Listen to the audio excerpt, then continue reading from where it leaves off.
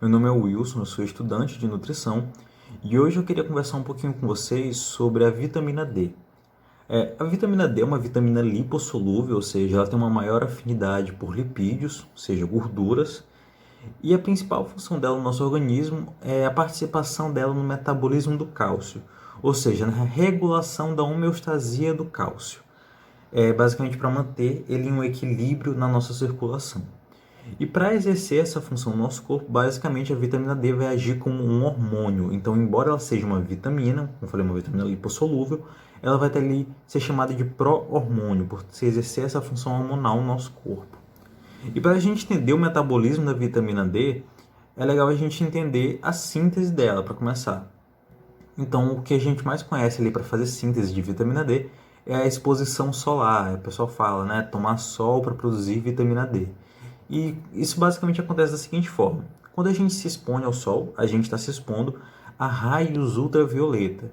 E esses raios ultravioletas vão incidir sobre a nossa pele e vão dar de cara com uma substância chamada 7-desidrocolesterol.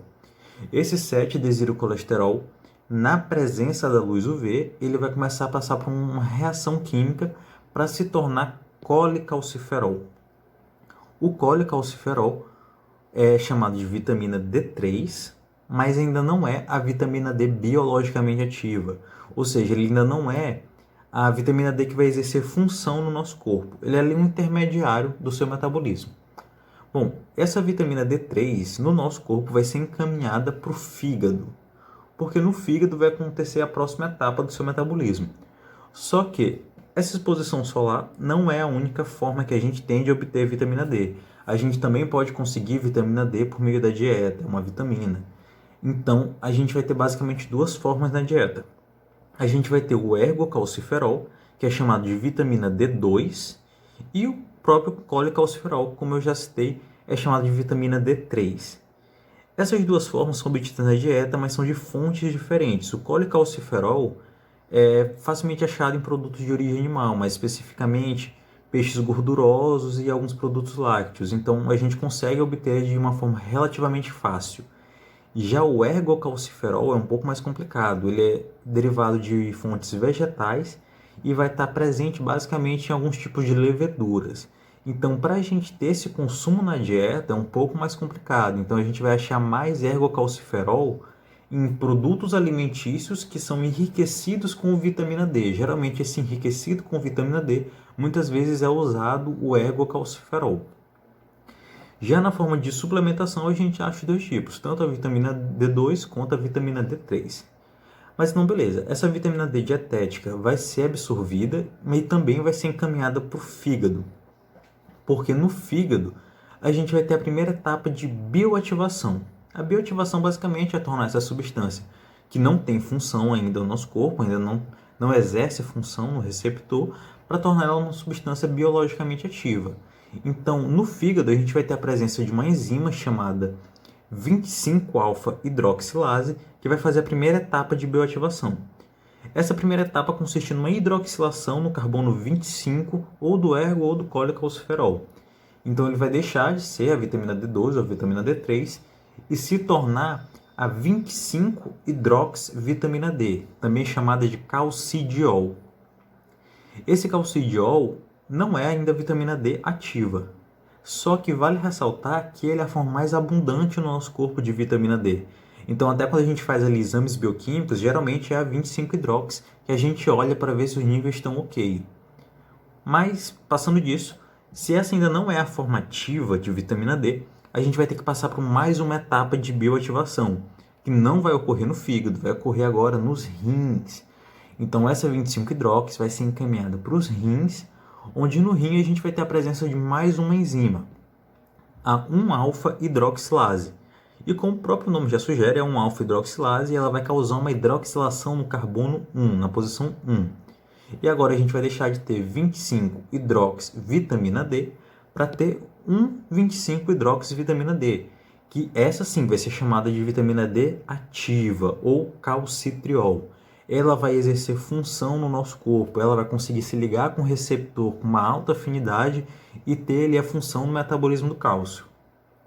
Só que antes da gente partir para essa função, é legal a gente entender alguns fatores que podem influenciar em maior ou menor ativação dessa vitamina D para a forma ativa. A principal função, a principal estimulação de ativação dessa vitamina D vai ser o paratormônio. O paratormônio é o hormônio das glândulas paratireoides e basicamente ele vai ser estimulado por uma hipocalcemia. Basicamente, baixos níveis de cálcio vão estimular o paratormônio. O paratormônio lá nos rins, dentre algumas outras funções, vai estimular a expressão de um alfa-hidroxilase, ou seja, a enzima que ativa a vitamina D. Consequentemente, quanto mais paratormônio, mais vitamina D a gente vai estar ali ativando.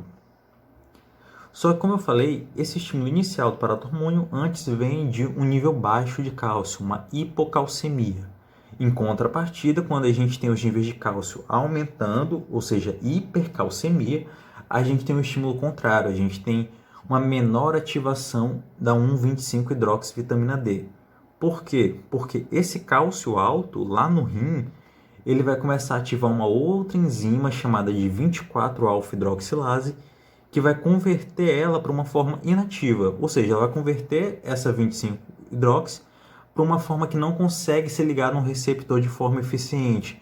Vai ser a chamada 24-25-hidroxivitamina D. Basicamente, ela é um metabólito inativo desse metabolismo.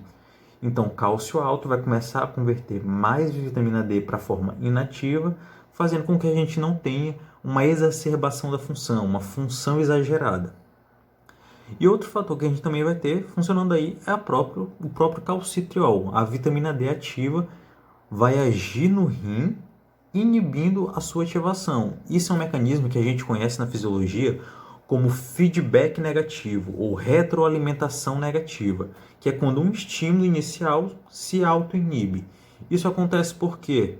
Porque a gente não pode ter uma vitamina D disfuncional, a gente não pode ter uma vitamina D que está sendo exagerada no nosso corpo. Então a própria vitamina D vai se inibir porque vai dizer que os níveis já estão ok. Mas então beleza, agora que a gente já entendeu alguns fatores que influenciam nisso, a gente vai falar sobre os efeitos específicos dela no metabolismo do cálcio. E vai ter basicamente 4 tecidos principais que vão sofrer a ação da vitamina D. Eles vão ser o esqueleto, nosso metabolismo ósseo, o intestino, os rins, que além de produzirem, sofrem a ação da vitamina D, e as glândulas paratireoides. Eu vou falar um pouquinho melhor agora sobre cada função específica em cada tecido. No esqueleto, a vitamina D vai agir aumentando a maturação de osteoclastos. Basicamente, os osteoclastos vão ser algumas células responsáveis por retirar o cálcio do osso e jogar para a nossa circulação. Então, ela vai aumentar essa maturação de osteoclastos e quanto mais osteoclastos a gente vai aumentar o processo chamado reabsorção óssea. A reabsorção óssea é o processo de retirada de cálcio do osso para a circulação. Beleza? No intestino, a gente vai ter um processo um pouquinho diferente. Lá, a vitamina D vai aumentar a expressão de uma proteína nas células intestinais chamada de calbindina. A calbindina é uma proteína de ligação do cálcio. Basicamente, o que ela faz? Ela vai carregar o cálcio de um lado do outro para a célula. Então, basicamente, a gente vai ter aqui o espaço intestinal, aqui a gente vai ter a circulação, a grosso modo, e no meio a gente tem a célula. A calbindina vai pegar o cálcio desse lado do intestino e jogar para a nossa circulação.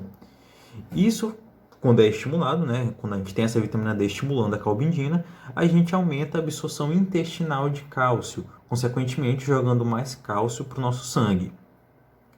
Lá no rim, ela também vai aumentar uma calbindina, só que a calbindina renal, que vai estar presente ali nos túbulos dos rins. E o que vai ser importante essa calbindina renal? O cálcio que seria excretado na nossa urina agora vai ser reabsorvido e jogado para a circulação. Processo chamado de reabsorção renal de cálcio. Ela também vai inibir a 1-alfa-hidroxilase, como eu já citei, ela vai inibir a sua própria ativação no mecanismo de feedback negativo e vai diminuir a reabsorção de fosfato. Basicamente por quê? O fosfato e o cálcio estão sempre ali numa regulação meio que contrária. Geralmente quando o cálcio está baixo, o fosfato está alto. Quando o fosfato está alto, o cálcio está baixo. Basicamente eles vão estar ali sempre numa regulação contrária. Então, além de diminuir a excreção de cálcio, ela vai aumentar a excreção de fosfato, diminuindo a sua reabsorção. E nas glândulas paratireoides, basicamente, a função da vitamina D vai ser inibir o paratormônio, porque, de novo, é um mecanismo de feedback, um mecanismo de retroalimentação. Como o paratormônio é o principal estímulo para maior ativação de vitamina D, quando esses níveis de vitamina D estão altos, ele inibe o paratormônio para que pare de ser ativado. Então, a gente não tem vitamina D em excesso. Bom, e se a gente pegar todas as funções, reabsorção óssea, aumento da reabsorção intestinal, diminuição da excreção renal e diminuição do paratormônio, a gente vai ter uma função global da vitamina D que vai ser focada em aumentar os níveis séricos de cálcio. Então, se a gente fosse dizer, qual é a principal função da vitamina D? Aumentar os níveis séricos de cálcio. Então, quando a gente tem cálcio baixo, a vitamina D, em sinergia com o paratormônio, vai aumentar esses níveis. Bom, aproveitando que eu estou falando aqui de sinergia com o paratormônio, é legal a gente entender a integração da vitamina D com esse paratormônio e também com o próprio cálcio. Então, se a gente pegar aqui, o estímulo inicial que a gente vai achar é o cálcio baixo ou o fosfato alto. Lembrando, o fosfato tem sempre ali uma relação íntima com o cálcio. Então, quando a gente tem o cálcio muito baixo, o fosfato muito alto, a gente tem uma estimulação nas células paratireoides, que vai liberar mais paratormônio. Esse paratormônio vai já agir na reabsorção óssea, ou seja, ele já vai começar a retirar cálcio do osso para a circulação, quanto também vai agir no rim. No rim, ele vai também aumentar a absorção de cálcio, diminuir a de fosfato e vai principalmente ativar a vitamina D. Essa vitamina D vai começar a ajudar o paratormônio na sua função de reabsorção óssea, de aumento dos níveis de cálcio, mas ela também vai inibir a sua liberação, já que, como eu falei, mecanismo de feedback, para que a gente não tenha essa função exagerada, quando esses níveis começam a aumentar, eles começam a se frear automaticamente. Então, basicamente, cálcio baixo ativa paratormônio, que ativa a vitamina D. Vitamina D e paratormônio elevam o nível de cálcio e esse nível de cálcio alto vai inibir a vitamina D e o paratormônio. Assim, o cálcio vai estar sempre num equilíbrio, ele não vai ficar nem muito baixo nem muito alto. Beleza, agora que a gente já entendeu um pouco melhor como funciona esse metabolismo da vitamina D, é legal a gente entender o que acontece quando a gente tem uma deficiência dessa vitamina no nosso organismo. Então, a deficiência de vitamina D pode se manifestar de duas formas. Uma na infância, chamada de raquitismo, e outra na vida adulta, chamada de osteomalácia. O raquitismo vai ser principalmente caracterizado pela falta da mineralização da matriz óssea, ou seja, como vai atingir na infância, vai atingir uma parte de formação ali do nosso esqueleto. Então, a matriz vai ser prejudicada. E a gente vai ver isso sendo manifestado na criança, principalmente aqui por essa falta de sustentação no esqueleto. Então a gente vê que essa perna que devia ser paralela está dando ali um encontro nos joelhos por falta de sustentação. Os ossos longos são fracos.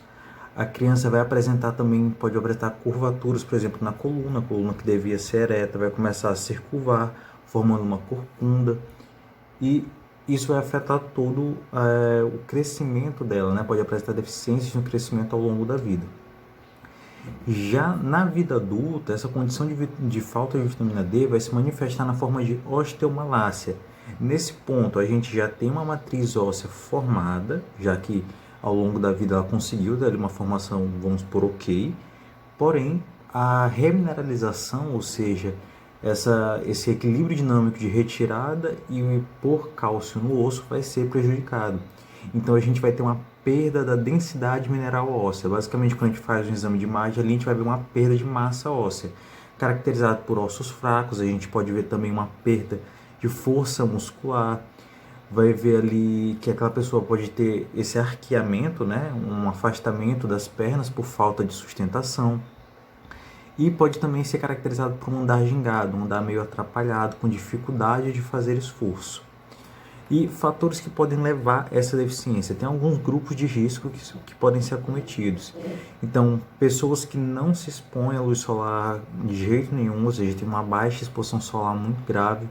Pessoas que abusam de protetores solar. Então, esses protetores solar vão impedir com que a gente tenha o contato com a luz UV, eles são bloqueadores de luz UV.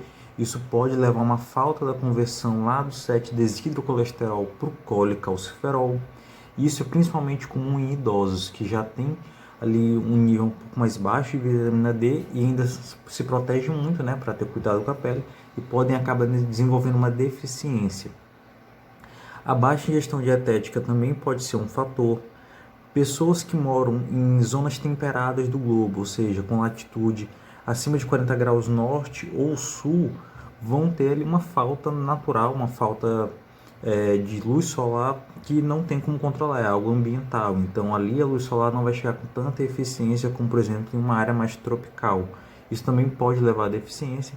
E pacientes com doença renal crônica, porque essa doença renal vai afetar o rim, que é um estoque ali de metabólitos de vitamina D e também é o responsável pela enzima da 1-alfa-hidroxilase, que, como a gente já citou, vai fazer a última etapa de bioativação. Essa última etapa que vai se converter mesmo a 25-hidrox para 1,25-hidrox, fazendo com que ela fique ativa e exerça função no nosso corpo. Então, pessoal, para fechar, eu só queria destacar aqui. Essa aula foi focada nos efeitos calcêmicos da vitamina D, ou seja, os efeitos que a vitamina D vai exercer sobre o metabolismo do cálcio. Mas a vitamina D tem alguns outros efeitos que eu vou discutir um pouco melhor em alguma outra aula futura. E para constituir essa aula aqui sobre o metabolismo calcêmico da vitamina D, basicamente eu usei esses 3 livros: Fisiologia Endócrina, Nutrição Avançada e Metabolismo Humano e a Biodisponibilidade de Nutrientes. Então, qualquer dúvida, deixa embaixo, deixem seu like no vídeo, por favor. Um abraço e até a próxima.